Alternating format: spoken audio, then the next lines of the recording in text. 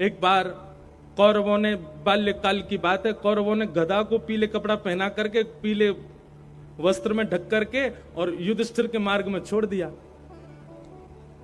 भैया बोलो मत, सब लोगों से बोल दो, यहां बोले नहीं कोई भी। तो कौरवों ने पीले वस्त्र में ढक करके गधा को छोड़ दिया। युधिष्ठिर जी महाराज भ्रमण करते करते गए और अपने नियम के अनुसार पीत देखते ही उन्होंने प्रणाम किया।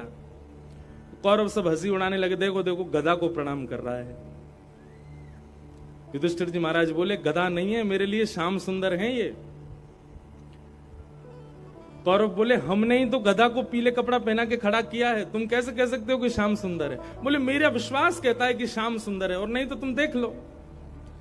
जैसे ही गधा के ऊपर से पीत वस्त्र हटाया तो गधा की आकृति दिख रही थी बाहर से, लेकिन जैसे पीत वस्त्र हटाया तो गधा तो अंतर्ध्यान होगा।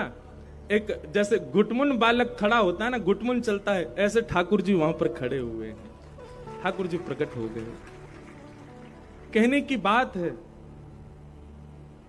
पर पीत में, पीतांबरी में ठाकुर जी का वास है। अगर कभी आपको कहीं मंदिर जाने का अवसर ना मिले, कभी आपको ठाकुर जी के दर्शन करने का अवसर ना मिले, वृंदावन की बहुत याद आवे, वादना पीरोई पहन के घूमो और यूं ही विचार करो कि श्री ठाकुर जी आपके अंग से लगे हुए हैं, ये ठाकुर जी को स्वरूप है। तो आज आप सब लोगों का जो स्वरूप है उससे ही पता चल रहा है कि आज नंदोत्सव होने वाला है।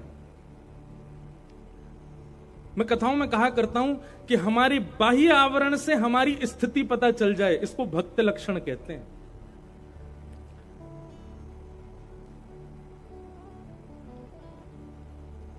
एक ऑरा बनाता है व्यक्ति, एक वातावरण बनाता हुआ चलता है व्यक्ति। भक्त का वातावरण कैसा होना चाहिए? उस भक्त की उपस्थिति से आसपास वालों के चित्त में भी कृष्ण भक्ति प्रकट हो जाए, तब समझो कि वो भक्त है। मीराबाई बहुत सुंदर थी, इतनी सुंदर थी कि महाराज कोटि कोटि नवरत्नों को भी वार दिया जाए मीराबाई पर तो भी कम पड़े, इतनी सुंदर थी मीराबाई। पर मीराबाई का स्वरूप सौंदर्य कैसा था? सामान्य संसार का स्वरूप सौंदर्य ऐसा होता है कि वो देखने वाले के चित्त में भावना प्रकट करता है, देखने वाले के चित्त में वासना प्रकट करता है, देखने वाले के चित्त में कामना प्रकट करता है। पर मीराबाई का स्वरूप कैसा था? इतनी सुंदर थी कि मीराबाई को देख करके यदि किसी के चित्त में काम भी होता था ना, तो काम मर और जाता था, प्रकट तो बहुत दूर की बात है। मीराबाई का जब ब्याह हो गया तो जहां ससुराल था मीराबाई का, वहां संतों की भीड़ लगने लग गई। तो आपके पतिदेव ने जाकर के संतों से पूछा कि आप लोगों को ऐसा मीराबाई में क्या दिखता है कि आप देखने के लिए चले आते हो? तब सब लोग कहते, बोले मीराबाई का स्वरूप ऐसा है कि उनके रूप को देखने के बाद, उनकी एक छटा देखने के बाद में कृष्ण और प्रिय लगने लग जाते हैं। हमारा आपका स्वरूप कैसा है? हमारी आपकी सुंदरता देख के सामने वाला हमसे रीझेगा, पर हमारी आपकी सुंदरता देख के ठाकुर जी से रीझ जाए, ऐसा स्वरूप किसका होता है? ये भक्त का ही हो सकता है। हमारे वृंदावन के परम पूजनीय श्री मलुक पीठ वाले महाराज जी का दर्शन करो, उनको देख के राम जी प्रिय लगेंगे। हमारे बरसाने वाले पूज्य श्री विनोद बिहारी दास बाबा का दर्शन करो, उनको देख के किशोरी जी प्रिय लगती हैं और प्यारी लगती हैं। बाबा प्रिय लगेंगे, महाराज जी प्रिय लगेंगे, पर उनका दर्शन करके ठाकुर जी और ज्यादा प्रिय लगते हैं। हमारे परम पूजनीय श्री प्रेमानंद जी महाराज का दर्शन करो, उनका दर्शन करके राधा वल्लभ लाल जी प्रिय लगते हैं। हमारे कृष्णानंद जी महाराज का दर्शन करो, इनके दर्शन करके गैया की याद आ जाती है। कई लोग तो महाराज जी का नाम भी नहीं जाने तो देखते गैया वाले बाबा जा रहे हैं। हमसे पहचान हमारी नहीं है, हमारी पहचान ठाकुर जी से हो जाए। जलंधर में जब आप गली में निकलो तो आपको देख करके सब लोग, ओ कुंज बिहारी वाले भैया जा रहे हैं। एक तोता था, उसका एक पंख कट गया था, तो उसको एक संत अपने यहां ले गए। संत ने मन में विचार किया कि मैं इस तोते को ऐसा ज्ञान तो दे दूं कि ये जीवन में कभी किसी का शिकार ना बने। तो संत ने उसको एक मंत्र याद करा दिया। तोता से बोलते, भेलिया आएगा, जाल बिछाएगा, दाना डालेगा, फंसना मत, फंसना मत, फंसना मत। और तोता तो तुरंत रट लेता है। संत जब भी उसकी ओर देखते बोलते बोलो तोता, तो बोलता भेलिया आएगा, जाल बिछाएगा, दाना डालेगा, फंसना मत, फंसना मत, फंसना मत। संत बोलते अब इसको तुम याद कर लो अच्छे से। तोता ने याद कर लिया, आते जाते हर समय बस यही बोलता भेलिया आएगा, जाल बिछाएगा, दाना डालेगा, फंसना मत, फंसना मत, फंसना मत। संत बोले अब इसको कोई शिकार नहीं कर सकता, अब ये ज्ञानी हो गया। महापुरुष अपना कमंडल उठाए यात्रा पर निकल गए, तोता को छोड़ गए एक डाल पर। और तोता तो यही बोलता है भेलिया आएगा, जाल बिछाएगा, दाना डालेगा, फंसना मत। इतने में ही एक शिकारी आया, उसने देख लिया तोता। तोता को देखते ही महाराज जैसे ही उसने जाल बिछाया तो तोता ऊपर से बोला भेलिया आएगा, जाल बिछाएगा, दाना डालेगा, फंसना मत, फंसना मत, फंसना मत। भेलिया को लगा ओहो ज्ञानी तोता है, ये तो सब जानता है। एक बार को भेलिया उसे छोड़ के चला गया, बोले ये तो जानकार है भैया। अगले दिन भेलिया फिर आया, उसने आकर के फिर से जाल बिछाया तो फिर से वो चिल्लाया भेलिया आएगा, दाना डालेगा, जाल बिछाएगा, फंसना मत, फंसना मत, फंसना मत। भेलिया बोला ये तो ज्ञानी है, लेकिन डाल पर और भी पक्षी बैठे हैं, इनको तो नहीं पता होगा, इन लोगों को पकड़ ले जाऊं। अब की बार जैसे ही उसने दाना डाला, दाना डालती सबसे पहले वही उड़ा जो गा रहा था, भेलिया आएगा, जाल बिछाएगा, दाना डालेगा, फंसना मत, फंसना मत, फंसना मत। भेलिया ने कहा ओहो रट्टू तोता है, केवल याद कर लिया है, इसको पता नहीं है इसका मतलब। ये जो बोल रहा है वो अपने कहने वाले शब्दों के अर्थ नहीं जानता है, केवल बोलना जानता है। और जैसे ही वो आकर के जाल पर बैठ करके दाना चुगने लगा, भेलिया ने जाल पकड़ा, उसको कमर पर टांगा, तब भी वो कमर पर टंगा टंगा भी बोल रहा है भेलिया आएगा, जाल बिछाएगा, दाना डालेगा, फंसना मत, फंसना मत, फंसना मत। भेलिया ने घर ले जाकर के महाराज उसकी सब्जी बनाने के लिए जैसे चक्कू उठाया तब भी बोला भेलिया आएगा, जाल बिछाएगा, दाना डालेगा, फंसना मत, फंसना मत, फंसना मत। यही स्थिति हो गई है हमारी और आपकी। हमको याद तो हो गया है हनुमान चालीसा, लेकिन हमारे जीवन में कर्म रूपी भेलिया जब आता है और हमारे साथ में खूब उपद्रव करता है, तब हम गाते तो भूत पिशाच निकट नहीं आवे, महावीर जब नाम सुनावे, नासर हो घर सब पीरा, जपत निरंतर हनुमत वीरा, जंगर दे हनुमान चुरावे मनकम। लेकिन कर्म जानता है कि ये इसको मतलब नहीं पता है, ये केवल रटना जानता है, केवल रट लिया है। तो रटने से फायदा केवल इतना होगा कि एक बार आपके दुष्कर्म आपको छोड़ देंगे, ये जान के कि आपको ज्ञान होगा। लेकिन वो कर्म दोबारा जब लौट करके आएंगे, देखेंगे इसने तो केवल रट रखा है, जानता कुछ भी नहीं है। तब उसी के चंगुल में आप सब कुछ जानते हुए भी फंस जाओ। इसलिए भैया ये कथाएं क्यों होती हैं, ये संत जन क्यों अपना गला फाड़ फाड़ करके आप सबके बीच में प्रवचन कर रहे हैं, ताकि आप इन गूढ़ रहस्यों को जानो, समझो, पहचानो, ताकि केवल बाह्य, केवल रटने से काम नहीं चलेगा। उसका भीतरी ज्ञान जो है वही आपके मन को और वही आपकी बुद्धि को शांति प्रदान करेगा, वही आपके कर्म रूपी उस राक्षस से लड़ने का बल प्रदान करेगा। कर्म राक्षस नहीं है, पर कर्म कई बार हमको अज्ञानी जानकर के बहुत प्रगाढ़ हो जाता है, बहुत प्रबल हो जाता है, और उसकी प्रगाढ़ता, उसकी प्रबलता, उसकी निर्दयता के हम शिकार बन जाते हैं अज्ञान के कारण। इसलिए भैया सत्संग रोज किया करो, रोज सुना करो, कुछ ना कुछ नया ही मिलता है आपको। तो उस दिन हम आएंगे मंगलवार को, सब लोग इकट्ठे होना, सुबह 10:30 बजे हनुमान चालीसा का पाठ करेंगे। उसके बाद आप लोगों का नियम है कि आप हनुमान चालीसा अर्थ सहित याद कीजिए, बच्चों को याद कराइए, और हर मंगलवार एकजुट होकर के इस प्रकार हनुमान चालीसा के पाठ कीजिए। और भैया अपने पंजाब को बचा लीजिए, ये साडा पंजाब है, ऐसे बोलेंगे ना, साडा मतलब अपना ना, और ब्रजभाषा हम बोले जी हमारो पंजाब है। कौन को पंजाब है? हमारो। तो भैया या हमारे पंजाब को न बचाओ। हमारे वृंदावन बिहारी लाल के सबसे ज्यादा प्रेमी पंजाब से ही है, सब पंजाब से आते हैं। हमारे बिहारी जी को अच्छो ना लगे भैया, आप सब लोग या तरीका के व्यसनन में पड़ जाओ, आप अपने कुल मर्यादा को त्याग दो, आप अपने धर्म को त्याग दो। बिहारी जी को कितना कष्ट होता होगा, बिहारी जी की प्रसन्नता के लिए या को करो, कि भैया अब जो बच्चे हैं उनको बचाए रखो और जो आवे वाले उनको भी बचाओ, सबको सम्मान करो पर अपने घर के रहो। ऐसी हमारी प्रार्थना है। बोले नाथ, जब इंद्र ने मेघमालाओं को आज्ञा की और गड़गड़ करके काले बादलों ने आकाश को घेर लिया, तब आपने धृत मंदर आपने एक पर्वत को उठाया। पर कैसे उठाया?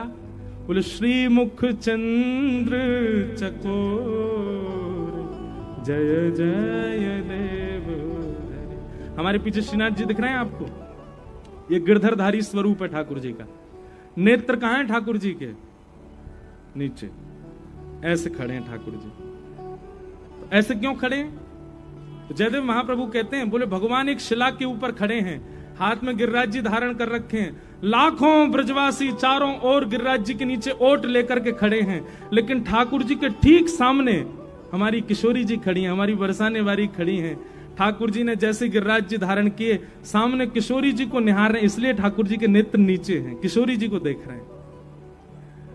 जयदेव महाप्रभु कहते हैं, बोले भगवान आपने 7 दिन 7 रात्रि पर्यंत गिरिराज जी धारण करके रखे, क्या इंद्र को पता नहीं चला कि आप भगवान हो?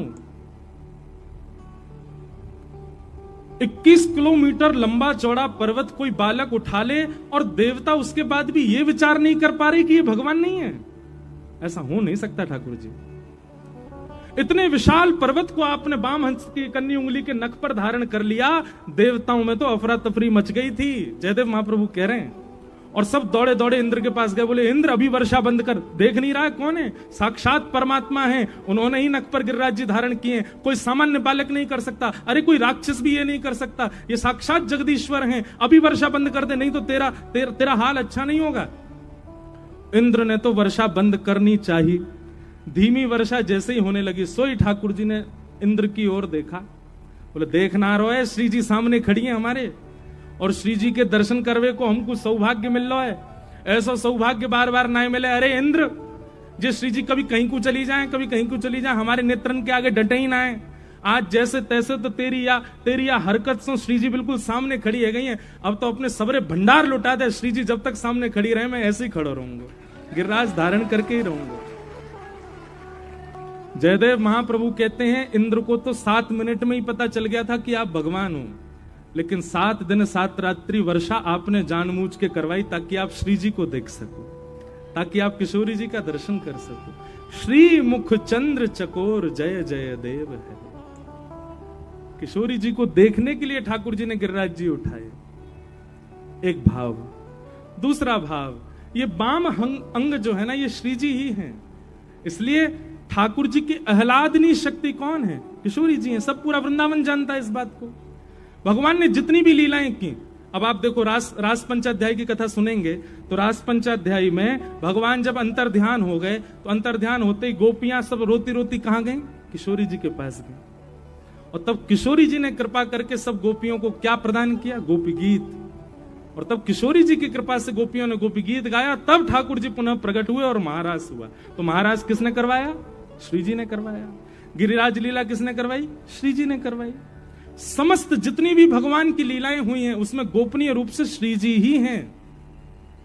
फिर आप जिनका ये पत्र है वो आगे कह रहे हैं कि बोले भगवान ने तो, या को मतलब तो ये है कि ठाकुर करें, श्री जी क्रेडिट ले जाएं, ठाकुर जी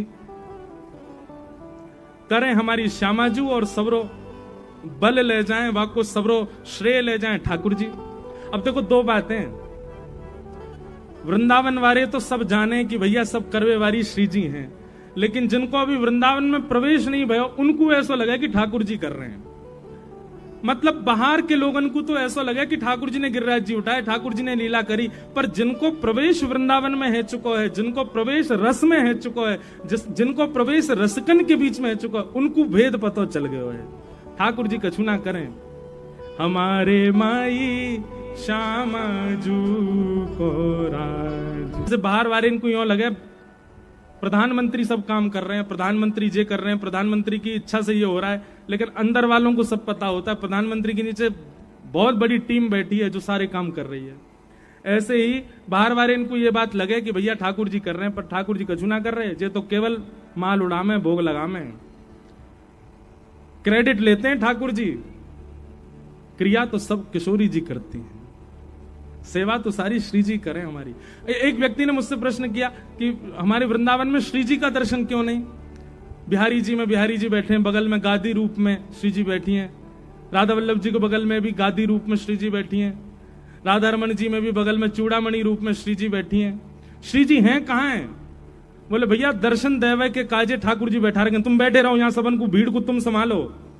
और जो खूब नाम जप कर रहे हैं, खूब रस में डूबे भये हैं, ऐसे वृंदावन में विचरण कर रहे संत जन, उनके पास घूम घूम करके सबकी सुध लेवे के काजे श्री जी गई भैया, या हमारे दर्शन ना आए रहे। श्री जी तो बाहर विचरण कर रही हैं, बाहर से ले करके सबन को वृंदावन आ रही हैं। वृंदावन में ऐसे ऐसे रसिक जन हैं जो कितने कितने दिनांशों भूखे बैठे हैं, उनको भोजन की सेवा देनो, कोई के शरीर में कोई रोग है वो वाक्य रोग को निवृत्त करनो, कोई को जल की व्यवस्था करवानो, कोई के प्रेम में भाव प्रवृत्त करनो, इन सब भावंशों श्री जी तो भ्रमण करती रहे। ठाकुर जी एक जगह बैठा रहे, तुम बैठे रहो। एक भाव ये भी है कि श्री जी इसलिए दर्शन नहीं दे रही, वो भ्रमण करती रहती हैं, घूमती रहे में पूरे दिन। तो ऐसे भाव हैं। अब बाकियों को हम बाद में कभी कहेंगे, कथा क्रम कह लें। आज ठाकुर जी को जन्मोत्सव करना है, अभी तक तो परीक्षित को श्राप नहीं लगो, और ठाकुर जी को कथा, हमारी कथा ऐसी है भैया, हम बहुत पीछे रह जाते हैं कथा कहते कहते, भाव इतने आ जाते हैं। 1 महीना की कथा कराई एक बाबा ने नासिक में, बामऊ हम प्रहलाद चरित्र तक ही पहुंच पाए 30 दिना में, इतना आनंद आवे। और वहां में भी सब लोग यूं कहें कि ब्रज, आज भी मुंह पे आ गए, बोले कुम्मन दास जी को ने एक चरित्र सुनाए दो, कृष्णदास जी को चरित्र। अब इन भक्तन के चरित्र सुनावे तो फिर वहां में समय लग जाए, और फिर हमारा यूं है कि अधूरा नहीं सुनाए, पूरा पूरा सुनाए, बढ़िया सो। फिर भी आओ आज के क्रम में प्रवेश करें। वेद व्यास जी महाराज ने भागवत की रचना की, सूक्ष्म में समझिएगा बातों को। एक तो कोई उठ के नहीं जाएगा आज नंदोत्सव से पहले, चाहे तुम्हें गर्मी लग रही हो, चाहे तुम्हें प्यास लग रही हो। हमारी स्थिति आपसे ज्यादा खराब है, पर फिर भी हम पूरे बैठ के कथा सुना रहे हैं। इसलिए आप लोग आज उठ के नहीं जाओगे, और फिर उठ के जाओगे तो फिर कोई बात नहीं, चले जाइए, कहा कर सके हम, आप ही वंचित रह जाओगे। वेद व्यास जी ने भागवत की रचना की। जब वेद व्यास जी महाराज पहले ही 18 उप पुराण लिख चुके थे, 17 महापुराण लिख चुके थे, 4 वेद लिख चुके थे, महाभारत लिख चुके थे, तो फिर एक और भागवत ग्रंथ लिखने की आवश्यकता क्यों हुई? तब वर्णन करते हैं कि वेद व्यास जी ने अभी तक जितने भी ग्रंथ लिखे हैं ना, उन सब में धार्मिक व्यक्ति को संतोष हो जाता है उन ग्रंथों को पढ़ने से। बहुत ध्यान से सुनना, धर्म, अर्थ, काम और मोक्ष, इन 4 पुरुषार्थों को पाना जिनकी स्थिति है, उनके लिए तो वो सारे ग्रंथ बहुत अच्छे हैं। जिसको धर्म से लगाव है, जिसको अर्थ की कामना है, अर्थ माने धन, धर्म, अर्थ, जिसको बहुत सारी कामनाओं की पूर्ति करनी है, और जिसको मोक्ष की कामना है, ऐसे 4 प्रकार के लोगों के लिए बाकी के सारे ग्रंथ बड़े बड़े श्रेष्ठ हैं। पर जो पंचम पुरुषार्थ का अनुयायी है, उसके लिए वे काम नहीं आने वाले। पंचम पुरुषार्थ किसको कहते हैं? पंचम पुरुषार्थ कहते हैं प्रेम को। किसको कहते हैं? प्रेमी व्यक्ति कई बार धर्म की बाउंड्री में नहीं रह पाता। प्रेमी व्यक्ति कई बार अर्थ की स्थिति में नहीं होता। मीराबाई धनवान थी, पर फिर भी धन नहीं था। सूरदास जी धनवान थे, पर फिर भी धन नहीं था। किसी भी भक्त को आप उठा करके देख लो, धनवान एक भी नहीं मिलेगा आपको। क्यों? अर्थ है ही नहीं। प्रेमी व्यक्ति के पास में धर्म की आड़ में वो रह नहीं पाएगा, वो उससे परे हो जाता है। और कर्मा भाई, धर्म तो कहता है कि सुबह उठ करके स्नान ध्यान करके पवित्र अवस्था में भगवान की सेवा करो। और कर्मा क्या कर रही है? बिना नहाए धोए सुबह सुबह दातुन कर रही है, और ठाकुर जी खिचड़ी बना रही है। थाली भर के लाई खींचड़ो, ऊपर घी की बात की, जीमो म्हारा शाम घणी जमावे बेटी जाट की। और ठाकुर जी दौड़े दौड़े आते हैं कर्माबाई की वो खिचड़ी पावे के लिए। अब सबरी की भक्ति कैसी? अब यहां धर्म कहां है? ठाकुर जी को झूठा खिलाना चाहिए? नहीं। पर सबरी क्या कर रही है? बेर खाती है, चख के देखती है, अगर खट्टे होते हैं तो दूर फेंक देती है, मीठे होती है तो ठाकुर जी को दे दी, इसको पाओ। ठाकुर जी उसका झूठा पा लेते हैं। तो प्रेमी व्यक्ति जब हो जाता है ना, तो धर्म की कई बातों से ऊपर निकल जाता है। अर्थ की उसको इच्छा नहीं होती, धन की इच्छा नहीं होती प्रेमी व्यक्ति को। धर्म, अर्थ और तीसरी बात काम, संसारी कामना तो होती नहीं है प्रेमी की। उसकी तो केवल एक ही कामना है कि बस ठाकुर जी हमसे रीझे रहे हैं, ठाकुर जी हमारे प्रसन्न रहे, ठाकुर जी हमारे राजी रहे। उसकी एक ही कामना है। तो ना तो वो धर्म से बंधा है, ना वो अर्थ में बंधा है, ना वो कामना में बंधा। और सबसे अंतिम बात, प्रेमी भक्त को मोक्ष की भी कामना नहीं है। हमारे वृंदावन जाओ, ब्रजवासियों से पूछो मुक्ति चाहिए, तो ब्रजवासी कहेंगे मुक्ति उन्होंने सी खारी लागे भैया, हमें मुक्ति मुक्ति नहीं चाहिए, मुक्ति की कामना नहीं है। अरे कहां तक कहें, श्री उद्धव जी महाराज जब वृंदावन जाते हैं तो वृंदावन जाकर के विधाता के आगे झोली फैला करके कहते हैं मेरा पुनर्जन्म वृंदावन में हो जाए। विधाता कहने लगे उद्धव तुम बृहस्पति के शिष्य हो, तुम जानते हो कि मानव जन्म से मुक्त होने के लिए हम मानव बने हैं, हम संसार से मुक्त होने के लिए मानव। और तुम कह रहे हो कि मुझे दोबारा पृथ्वी पे भेज दो। बोले भेज दो, पर वृंदावन भेज दो, वृंदावन के तज हमें और कुछ नहीं चाहिए। वृंदावन की बात आ जाती, इतने सारे पद मेरे मन में घूमने लगते हैं। हमारे रसिकजन कहते हैं कि भैया वृंदावन तो बार बार मांगो ठाकुर जी से।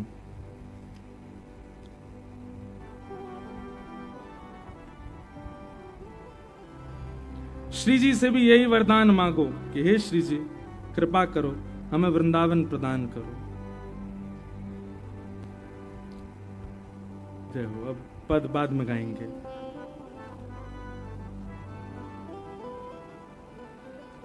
बोलो वृंदावन धाम की जय। हमारे श्री हरिराम व्यास जी, उन्होंने वृंदावन रस को खूब गाया। हरिराम व्यास जी कहते हैं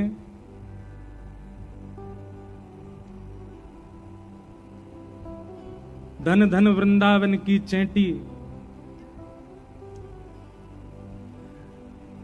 धन धन वृंदावन के बंदर, धन धन वृंदावन के मेढक, धन धन वृंदावन की मक्खी, धन धन वृंदावन के वृंदावन की डुकरिया, धन धन वृंदावन के पक्षी। एक अभय राम जी करके हुए हमारे वृंदावन में, उन्होंने वृंदावन को खूब भाव से कहा।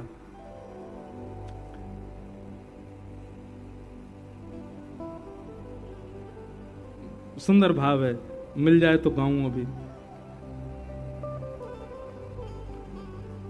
धन धन वृंदावन के बंदर, आन कान कहू की नहीं माने, लूटे सबके अंतर। धन धन वृंदावन के कौन? बंदर। धन धन वृंदावन के बंदर, आन कान काहू की नहीं माने, लूटे सबके अंतर। गैल गिरारे कूदत डोले, कहां हवेली मंदिर। धन धन वृंदावन के बंदर। ऐसे इन्होंने खूब सारे भाव लिखे। धन धन वृंदावन की चेंटी, धन धन वृंदावन की कोयल कारी, जिन बागन में रहे सदाई, बोलत है मतवारी। धन धन वृंदावन की कोयल कारी। धन धन वृंदावन के विरक्त संत, कैसे? बोले प्रात होए जमुना में नहावे, आछे रज सेवंत, ब्रजवासन के टुकड़ा पामे, भोजन करें एकांत। धन धन वृंदावन के संत। और क्या कह रहे हैं? धन धन धन धन वृंदावन के गधा, माटी ईंट पीठ पे ढूंढे, सबके बनावे द्वारे, गैल घाट में करें जीविका, हैकत है मतवारे। अरे भैया धन्य है वृंदावन के गधा। बोले काय को? ब्रजवासी के घर बनाए इनने, अपनी पीठ पे उठा उठा के सीमेंट ले गए, मट्टी ले गए, ईंटा ले गए, तब जाके ब्रजवासी इनको रहवे के घर बनाए इनने। धन धन वृंदावन की चेंटी, क्यों? बोले महाप्रसाद को किनका लेके जाए, भिले में बैठी है गयो ज्ञान ध्यान हृदय में, व्याधि जन्म सो मेटी, धन धन वृंदावन की चेंटी। धन धन वृंदावन के मेढक ठाकुर की मोरी पे बैठे, बोले न्यारे न्यारे, महाप्रसाद को पानी पी में मिट गए पाप सवारे। धन धन वृंदावन के मच्छर, काय को? साधु संत के अंग को खामे, भजन करावन वारे। बोले भजन करें पूरे दिन साधु संत, पूरे दिन राधे राधे राधे राधे जपें साधु संत, और उनके अंग को जाकर के मच्छर खा जाए, उनके रक्त की एक बूंद लेकर के वो मच्छर मर जाता होगा तो वाकू वैकुंठ मिलता होगा। क्यों? बोले राधा राधा जब्बे वारे संतन को खा के आया भैया। धन धन वृंदावन के मच्छर प्यारे, जमुना तीर नीर पे बैठे, गुंजारे मतवारे, धन धन वृंदावन के मच्छर प्यारे। ऐसे वृंदावन तो भैया अद्भुत है। हम ब्रजवासी को मुक्ति की कामना नहीं है, हम तो एक पद गाते हैं, बधाई में। आज नंदोत्सव है ना, सब लोग झोली फैलाओ, बधाई लो। अभी ठाकुर जी को जन्म नहीं भयो, पहले बधाई लो। सब लोग गईयों मेरे संग में हैं। हम अपने गिरधर लाल जी के जन्मोत्सव पे यही बधाई मांगते हैं ठाकुर जी से। मिलता है निज ब्रज मतलब निज वृंदावन। दो वृंदावन है, एक है वृंदावन जो अभी हमको दिख रहा है, एक है अप्रकट वृंदावन। अप्रकट वृंदावन कैसा है? अप्रकट वृंदावन में सब कुछ ऐसा ही है। बिहारी जी भी हैं, राधा वल्लभ जी हैं, राधा गोविंद देव जी हैं, गोपीनाथ जी हैं, जुगल किशोर जी हैं, राधा रमण जी हैं, सब हैं वहां पर अभी हम आप सब लोगों को जो दर्शन दे रहे हैं वो स्थूल रूप में दे रहे हैं, हिलते डुलते नहीं है ठाकुर जी। लेकिन निज वृंदावन में तो चलते फिरते हिलते डुलते ठाकुर जी दिखे। निज वृंदावन में सामान्य लोगों की भीड़ नहीं है। तो बोले निज वृंदावन में कौन है? बोले श्री हितरवंश महाप्रभु निज वृंदावन में विराज रहे हैं, श्री स्वामी हरदास जी महाराज निज वृंदावन में विराज रहे हैं, गोपाल भट्ट गोस्वामी जी निज वृंदावन में विराज रहे हैं, श्रीमद वल्लभाचार्य जी महाराज निज वृंदावन में विराज रहे हैं, श्री गोसाई श्री विठलनाथ जी महाराज निज वृंदावन में विराज रहे हैं, विठल विपुल विहारन देव जी निज वृंदावन में विराज रहे हैं। ये सारे रसिक जन, मीराबाई, करमेती बाई, ये सब हैं निज वृंदावन में, और इन सबके प्रत्यक्ष दर्शन होते हैं। वृंदावन को भजवे वारो वृंदावन से कभी दूर ना जावे, वो वृंदावन को भजतो भजतो प्राण त्याग के फिर वृंदावन में ही आ जावे। लेकिन 4 प्रकार से। पहला, जन्म वृंदावन में हो जाए, मृत्यु कहीं भी हो जाए। दूसरा, जन्म कहीं भी है जाए, अंतिम श्वास वृंदावन में निकल जाए। तीसरा, जन्म कहीं भी है जाए, मृत्यु कहीं भी है जाए, बस अंतिम श्वास निकलते समय या तो ब्रज को प्रसाद मिल जाए, या ब्रज की कोई बात बता दे, या ब्रजवासी दिख जाए। अंते यामति सा गति, अंत में मरते मरते ब्रज को दर्शन है जाए या ब्रजवासी को दर्शन है जाए, तो भी उसको ब्रजमंडल प्राप्त हो जाएगा। और चौथा सबसे अनूठा और सबसे अद्भुत उपाय क्या? जन्म भी कहीं है जाए, मृत्यु भी कहीं है जाए, अंतिम समय में ब्रज की कोई बात भी नहीं सुनावे, केवल अंतिम संस्कार हैवे से पहले आपकी शव यात्रा में कोई ब्रजवासी 11 कदम चल जाए, वासु ब्रज मिल जाएगा। ऐसी ब्रज की महिमा है। और ये कोई और नहीं, स्वयं महादेव बता रहे हैं पार्वती जी को। इतनी कृपा है ब्रज की। तो भैया ब्रजवासी मुक्ति की कामना ना करें, ब्रजवासी तो यूं कि हमको फिरते ब्रज मिल जाए, बस यही चाहिए हमें। प्रेम लक्षणा भक्ति जिसके चित्त में होगी वो मुक्ति की कामना नहीं करता है। श्रीमद् भागवत में स्वयं कपिल देवूति संवाद में भगवान कहते हैं, दीयमान न ग्रहणंती। प्रेमी भक्त कैसा होता? बोले उसको मैं मुक्ति देता हूं, वो भागता हो रहा है। बोले नहीं, मुक्ति नहीं चाहिए, तो क्या चाहिए? बोले हमको वृंदावन दे दो, हमको ब्रज दे दो। ब्रज वृंदावन में रहेंगे, दिन रात आपका नाम गाएंगे, कथा सुनेंगे, दिन रात आपके दर्शन करेंगे, बस यही हमारा जीवन बन जाए, ऐसी कृपा करो। तो भागवत जी की रचना क्यों की वेद व्यास जी ने? चतुर्विध पुरुषार्थ का पालन करने वाले लोगों के लिए बहुत सारे ग्रंथ हैं, पर जो प्रेम के उपासक हैं उनके लिए आपने क्या लिखा? तब व्यास जी महाराज मन में चिंतन करने लगे, बोले कि मैं क्या करूं? बोले कि अब समाधि लगाइए और ऐसे ग्रंथ का निर्माण करो जिसको पढ़ने सुनने के बाद भगवान में श्रद्धा नहीं, भगवान में विश्वास नहीं, भगवान में आस्था नहीं, भगवान से प्रेम हो। आस्था, विश्वास, श्रद्धा, ये तो नास्तिकों की भी कई बार हो जाती है, पर ठाकुर जी से प्रेम हो जिस ग्रंथ को सुनकर के, ऐसा कोई ग्रंथ लिखिए वेदव्यास जी। तब वेदव्यास जी महाराज ने भगवान के प्रेम स्वरूप का चिंतन करते हुए 18वां पुराण लिखा, जिसका नाम है श्रीमद् भागवत महापुराण। देखो, मन जहां होता है ना, आपका तन वैसा ही हो जाता है। मन आपका कथा में होगा तो ना आपको भूख लगेगी, ना प्यास लगेगी, ना पाँव में दर्द होगा, ना पसीना की पता होगी। मन को लगा लो ठाकुर जी, बड़े भाव से सुनो। अजब कुमारी, रोज ज्वर चढ़ता था, उनका ज्वर उतरे नहीं किसी औषधि से। उन्होंने पिताजी से कहा, पिताजी ये रोग ऐसे नहीं जाएगा, मुझे आप वृंदावन भेज दो और मैं सदा के लिए वृंदावन रहूं, वहीं ठाकुर जी की सेवा करूं।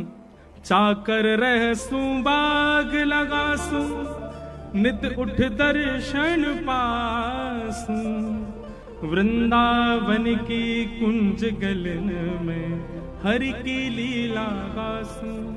श्याम मने चाकर राखो जू, हरि जी मने चाकर राखो जू। पिताजी मुझे वृंदावन भेज दो। पिता राजा थे, मना कर दिया, बोले बिल्कुल नहीं, तुझे दर्शन करने जाना है, तू चली जा, सेना तेरे साथ जाएगी, दर्शन कर, 2-4 दिन रुक, वापस आ जा, रुकने के लिए नहीं। क्या कहेंगे लोग, राजा की बेटी राजकुमारी वृंदावन बस गई, वहां जाकर दासियों की तरह रहती है। पिता ने आज्ञा नहीं दी। अजब कुमारी 4 दिन के लिए वृंदावन आई। बहुत ध्यान से सुनना। और वो मंदिर में पीछे खड़ी होती है सबसे, और दूर खड़ी खड़ी ठाकुर जी के सामने रोते हुए कहती है, श्रीनाथ जी के सामने, पिताजी तो नहीं मान रहे, आप मान जाओ। 2 ही ऑप्शन है मेरे पास, या तो मुझे यहां बसा लो या फिर आप मेरे साथ चल दो, क्योंकि मैं आपके बिना नहीं रह सकती। पर ठाकुर जी तो बड़े ऐंठीले हैं ना, यूं ही खड़े रहे, कुछ करते थोड़ी है, चाहे कितना रो कितना फिपियाओ इनके आगे, यूं ही खड़े रहेंगे, कोई इन पे दया तो आती नहीं इनको बिल्कुल भी। अजब कुमारी ने लेकिन इसका एक उपाय ढूंढा और मंदिर के अधिकारी के पास जाकर के बोली, मुझे मंदिर में कोई सेवा दे दो। अधिकारी जी बोले, मंदिर में तो सारे पुरुष ही सेवा करते हैं, और तुमको कैसे सेवा देते हैं? बहुत प्यार प्रार्थना की तो अधिकारी जी बोले, अच्छा तुमको कुछ कला आती है, नाचना आता है, गाना आता है, कुछ आता है तुम पे? बोले, मैं राजकन्या हूं, राजकुमारी हूं, राजकुमारियों को ज्यादा ऐसे नाचना गाना वो नहीं है, हमारे पिताजी को पता चल गया तो बहुत नाराज होंगे। तो बोले, फिर क्या क्या करोगी ठाकुर जी, क्या कुछ तो करो सेवा। तो उसने कहा, मुझे चौसर खेलना बहुत बढ़िया आता है, मैं ठाकुर जी के संग चौसर खेलूं? तो बोले, हाँ तुम यही किया करो, तुम ठाकुर जी के साथ चौसर खेला करो। तो अजब कुमारी क्या करती थी, राजभोग के बाद दर्शनार्थी पीछे से दर्शन करते, वो सन्मुख बैठ के श्रीनाथ जी के और चौसर खोल करके और पासा एक बार अपनी तरफ से चलती और दूसरी बार ठाकुर जी की तरफ घुमा के ठाकुर जी की तरफ से चलती, ठाकुर जी की तरफ से खेलती ठाकुर जी के साथ। अजब कुमारी चौसर खेलने में इतनी निपुण थी कि उससे कोई जीत ही नहीं सकता। महाराज जब वो चौसर खेलती थी ना, तो जब अपनी चाल चलती और जब ठाकुर जी की चाल की बारी आती तो सामने श्रीनाथ जी को पसीना आ जाते, बोल अब मैं हारूंगा, जब मोह हरा देगी। और जब उनके प्रश्वेत के बिंदु आते, अजब कुमारी उस प्रश्वेत को बिंदु को देख लेती और बिंदु को देखते देखते ऐसी चाल चलती कि ठाकुर जी जीत जाते, वो हार जाती। सोई ठाकुर जी की 2 दतुइयां दिख जाती, हंस जाते ठाकुर जी खड़े खड़े। इस छवि का अवलोकन अजब कुमारी करती। 3 दिन तक तो ठाकुर जी जिताए वाने। अब आया चौथा दिन, जिस दिन उसको वापस जाना था। आज सुबह से ही आंखें लाल पड़ी हैं, मन घबरा रहा है, हाथ पैर कांप रहे हैं कि अब वापस जाना है। और ठाकुर जी यहां मंद मुस्काए, बिल्कुल सज धज के खड़े, आ जाऊं मैं जीतूंगा। अजब कुमारी ने सामने चौसर बिछाया और ठाकुर जी को देख रही है, अश्रु भरे हैं नेत्रों में, क्रोध में देख रही है। बोले आज नहीं जीत पाओगे आप, हर बार आप जीतोगे ऐसा थोड़ी होगा, आज तो मैं हरा के जाऊंगी आपको। तो मानो मनी मन ठाकुर जी कह रहे हैं मेरी नाक कट जाएगी, ऐसा मत करे, मुझे जिता जा। अजब कुमारी बोली आज नहीं जिताऊंगी, आज तो आपको हारना ही पड़ेगा। और अजब कुमारी ने ऐसी ऐसी चाल खेली, ऐसी ऐसी चाल खेली, और दिना तो प्रश्वेत आते ठाकुर जी को, आज तो पूरे वस्त्र ही गीले है पसीना आते। ठाकुर जी घबरा रहे हैं, बोले आज हरा देगी जी, आज नहीं मानेगी। बस अंतिम चाल चलनी थी और ठाकुर जी पूर्ण रूपेण हार ही चुके हैं, अब जीतने की कोई गुंजाइश नहीं है। गुसाई लोग सब खड़े होकर के देख रहे हैं, बोले भैया आज तो हमारो लाला हार गए हो। अजब कुमारी की एक चाल, और उस एक चाल में जीत हार का निर्णय हो जाना था। जैसे ही अजब कुमारी पासा घिसने लगी, सामने खड़े ठाकुर जी मानो मंद मंद कह रहे हो, कछु मांग ले, जो मांगेगी सो दूंगा, लेकिन मुझे जिता दे। अजब कुमारी बोली मांग लूं? बोले हाँ मांग लो, वचन दो जो मांगूंगी सो दोगे। बोले दूंगो, लेकिन पहले मुझको जिता। बोले देख लेना, पीछे मत हटना, पर मैं कुछ भी मांग सकती हूँ। बोले तू जो मांगेगी सो देंगे, लेकिन आज मुझको जिता दे। और ऐसा पासा परोसा कि अंतिम बाजी में ठाकुर जी जीत गए और अजब कुमारी हार गए। और जैसे ही अजब कुमारी हारी, श्रीनाथ जी उसकी गोद में प्रकट हो गए, प्रकट होकर उसका आलिंगन कर लिया और आलिंगन करके बोले मांग तो तू काज। हेलो दोस्तों, राधे राधे। इंद्रेश जी महाराज की इतनी प्यारी कथा है। चलो मेरे साथ राजस्थान, वहीं बस जाओ मेरे यहाँ, आपको नित देखूं, नित आपका दर्शन करूं, आपको देख। हेलो दोस्तों, राधे राधे। इंद्रेश जी महाराज की इतनी प्यारी कथा है। ठाकुर जी बोले मैं ब्रज तज कैसे जाऊं, मैं ब्रज छोड़ के कैसे जाऊं। अजब कुमारी बोली अब बात से पीछे मत हटना, आपने वचन दिया था जो मांगूंगी सो दोगे, अब मैंने मांगा है तो दीजिए। और उसी अजब कुमारी के लिए हमारे गिरिराज धरण श्री श्रीनाथ जी श्री गोवर्धन से उदयपुर के पास नाथ द्वारा में जाके विराजमान हो गए। पूछरी के लौथा की प्यारे, ऐसे हमारे श्रीनाथ जी जिस ब्रज का कभी त्याग नहीं करते ठाकुर जी, उस ब्रज का त्याग भी एक भक्त वैष्णव के प्रेम भाव से कर लिया। अब बताओ